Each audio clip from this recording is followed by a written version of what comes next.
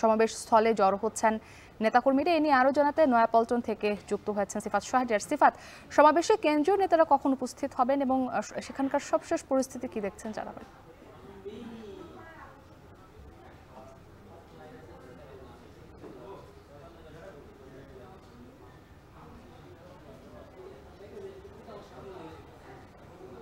সকাল থেকে ঢাকা এবং এর আশপাশের যে জেলাগুলো রয়েছে সেখান থেকে নেতাকর্মীরা এখানে এসে উপস্থিত হতে থাকে এবং আমরা এই মুহূর্তে যেটি দেখছি যে একেবারে নয়াপল্টন, কাকরাইল, নাইটিঙ্গেল মোড় থেকে শুরু করে মতিঝিল পর্যন্ত পুরো এলাকায় বলা যায় যে এই মুহূর্তে লোকারণ্য এবং সেক্ষেত্রে নেতাকর্মী যারা রয়েছে তাদের সাথে আমরা কথা বলেছি। বিশেষ করে ছাত্রদল, যুবদল, স্বেচ্ছাসেবকের যে তরুণ নেতৃত্ব তারা এখানে এসেছেন এবং তাদের কণ্ঠে আমরা যেটি শুনেছি যে তারা যেটি বলছিলেন যে আগামীর রাজনীতিতে যাতে তরুণদের যে অংশীদারিত্ব সেটি বাড়ানো যায় এবং সেক্ষেত্রে আমরা এই মুহূর্তে যেটি দেখছি নয়াপল্টনের কেন্দ্রীয় কার্যালয়ের সামনে, যেখানে কেন্দ্রীয় কার্যালয়ের ঠিক বিপরীতে একটি অস্থায়ী মঞ্চ তৈরি করা হয়েছে।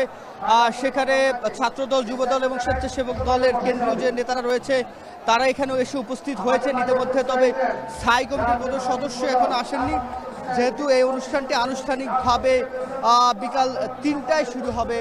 সেক্ষেত্রে এখন পর্যন্ত এখানে আমরা সে ধরনের মানুষের যে সমাগম সেটি কিন্তু আমরা দেখছি না, অর্থাৎ স্থায়ী কমিটির যারা তারা এখনো আসেননি। আনুষ্ঠানিকতা শুরু হলে দুপুরের পরে তাদের আসার কথা ছিল। আমরা দেখতে পাচ্ছি যে ঢাকা মহানগর উত্তর দক্ষিণের যুবদল, স্বেচ্ছাসেবক দল যারা রয়েছে এবং সেই সাথে ছাত্র দলের সবগুলো ইউনিট থেকে, এবং আজকে যেহেতু 4টি বিভাগ জানেন, ফরিদপুর, ঢাকা, সিলেট, এই যে অঞ্চল, এই অঞ্চল থেকে নেতাকর্মীরা আজকে এখানে এসে উপস্থিত হয়েছেন এবং তারা যেটি বলছে আগামীর রাজনীতিতে তরুণদের যে অংশগ্রহণ সেটি যাতে আরও বাড়ানো হয়। এবং গতকাল যে সেমিনার হয়েছে এবং জানেন আজকের এই যে শেষ দিনের যে তারুণ্যের সমাবেশ ঢাকায় হচ্ছে সেটি শুরু হয়েছিল বলা যায় একেবারে চট্টগ্রাম থেকে, তারপর খুলনা থেকে বগুড়া হয়ে ঢাকায় আজকে তারুণ্যের সমাবেশ হচ্ছে এবং আজকে তারা যেটি বলছে 10 লাখ নেতাকর্মীর সমাগম হবে এই তারুণ্যের সমাবেশকে ঘিরে।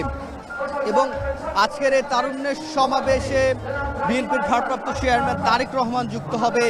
তিনি নেতাকর্মীদের উদ্দেশ্যে কি বলেন সেটি এখন দেখার বিষয়। এবং আজকে যারা এখানে এসেছেন, অন্য যে 3টি তারুণ্যের সমাবেশ হয়েছিল 3 বিভাগে, সেখানে কিন্তু তারেক রহমান যুক্ত হয়নি। আজকে তার দলের ভারপ্রাপ্ত চেয়ারম্যান যুক্ত হচ্ছেন, তাতে করে এখানে বাড়তি একটি উন্মাদনা দেখা যাচ্ছে। এবং এখানে নেতাকর্মীরা যেটি বলছেন আজকে তারেক রহমান যে দিক নির্দেশনা দেবেন সে অনুযায়ী সামনের বাংলাদেশে সামনের গণতান্ত্রিক কি ধারায় চলবে, বিশেষ করে ছাত্রদল, যুবদল, স্বেচ্ছাসেবক দল সহ বিএনপি অঙ্গ সংগঠনগুলো কিভাবে চলবে সেটি নিশ্চয় তারা জানতে পারবেন এবং সেভাবে তারা কাজ করবেন। এবং তাদের কণ্ঠে এখন পর্যন্ত তারা যেটি বলছেন যে অতি দ্রুত যত কম সময়ের মধ্যে নির্বাচন দেওয়া যায়। বিএনপি কিন্তু বলছে সেক্ষেত্রে ডিসেম্বরের মধ্যে নির্বাচন আয়োজনের জন্য অন্তর্বর্তী সরকার যেহেতু ডিসেম্বর থেকে জুনের মধ্যে নির্বাচনের একটি কথা বলছে, সেক্ষেত্রে এই সময়ের মধ্যে মৌলিক সংস্কার করে যাতে দ্রুত গণতান্ত্রিক যে ব্যবস্থা সেই ব্যবস্থায় ফিরিয়ে আনা যায় এবং একটি বলা যায় সংসদীয় নির্বাচনের মাধ্যমে, জাতীয় নির্বাচনের মাধ্যমেই যাতে নতুন বছর শুরু করা যায় 26। সেক্ষেত্রে এখানকার যারা এখানে এসেছেন, আমরা কিছু নারী যারা নেতাকর্মী রয়েছে তাদের সাথে কথা বলেছি। তারা যেটি বলছে বিএনপি আসলে তরুণ যারা নারী রয়েছে অভ্যুত্থানের সামনের সারিতে যারা ছিল তাদেরও যাতে অংশীদারিত্ব বাড়ে সেইভাবেই তারা এখানে দাবি জানিয়েছে। তো এই ছিল আমার কাছে নয়াপল্টন থেকে সবশেষ। সিফাত শাহরিয়ার যুক্ত ছিলেন নয়াপল্টন থেকে।